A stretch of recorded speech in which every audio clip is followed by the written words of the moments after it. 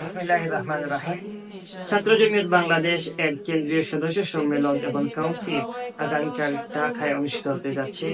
এই কাউন্সিল এবং সদস্য সম্মেলনে প্রধান অতিথি হিসাবে উপস্থিত থাকবেন জমিয়ত সভাপতি মৌলানা উবাদুল্লাহ ফারুক কাসেমি। আমরা আশাবাদী এই সম্মেলন ছাত্র জমিয়তের ইতিহাসে একটি গুরুত্বপূর্ণ মাইলফলক হিসাবে থাকবে। নতুন নেতৃত্বের হাত ধরে ছাত্র জমিয়ত বাংলাদেশ আগামীতেও ইসলামী আদর্শ ও নৈতিকতার শিক্ষার আলোকে ছাত্র সমাজকে গড়ে তোলার জন্য অগ্রণী ভূমিকা পালন করবে বলে আমরা আশাবাদী।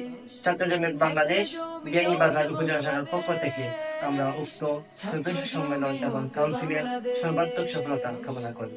হে নবীন বন্ধু, তোমার তরে দিলের আহ্বান, বিভেদ ভুলে সবাই মিলে জমিয়তে করো যোগদান।